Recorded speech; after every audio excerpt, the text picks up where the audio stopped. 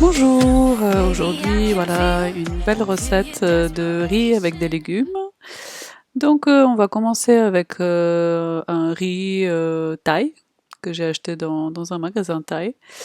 Je mets de l'eau pour remplacer l'huile et je rajoute de l'ail qui donne du goût. En tout cas j'adore ça.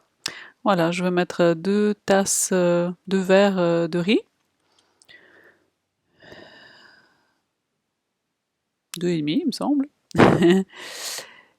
Et je vais les laisser prendre un tout petit peu l'eau. Ensuite, je rajoute de l'eau. Alors les proportions de l'eau, c'est vrai que ça dépend beaucoup de votre riz. Moi, je mets à peu près pour un verre de riz, je mets 1 verre et demi d'eau ou jusqu'à 2 verres d'eau. Voilà, ça c'est la proportion. Je vais rajouter un peu du sel, du vinaigre de riz. euh, Et pour le sucré, un petit peu de sucre de coco. Ça ajoute un petit peu de douceur.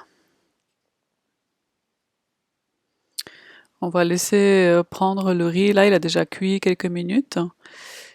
Et je vais baisser la température. Donc tout ça, je l'ai fait à peu près en 5 minutes. Et là, on baisse la température à 1 et on laisse cuire tranquille. Et pendant ce temps-là, ben voilà, des petits smoothies que je trouve ici en Suisse chez Lidl, qui sont vraiment délicieux. Moi, j'adore ça. On peut prendre pour le goûter ou amener avec soi à l'extérieur. C'est vraiment délicieux. Et pendant ce temps-là, ben, le riz, il faut le goûter bien sûr, mais là, il est tout prêt. Je le laisse reposer après un moment à feu éteint. Et je vais accompagner le riz avec des légumes. Donc là, avec des 3 poivrons que je coupe à ma manière. Euh, des champignons et des courgettes.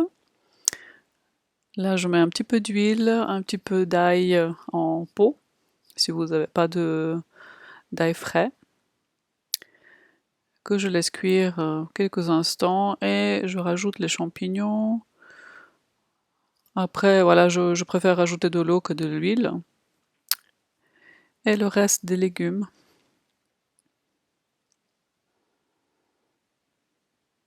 C'est une recette qui est inspirée par Mami Tang. Je vais vous mettre le lien de sa chaîne c'est une Coréenne qui fait des vidéos. En ce moment, elle a arrêté, mais elle, euh, elle va sûrement continuer. Moi, j'adore ses recettes véganes, bien sûr, et coréennes.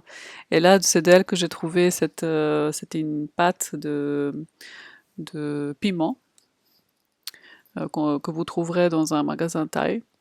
Et c'est coréen. Et je rajoute aussi un peu de tamari pour le goût, qui est, comme vous avez vu, avec peu de sel et un tout petit peu de sucre pour donner un côté doux.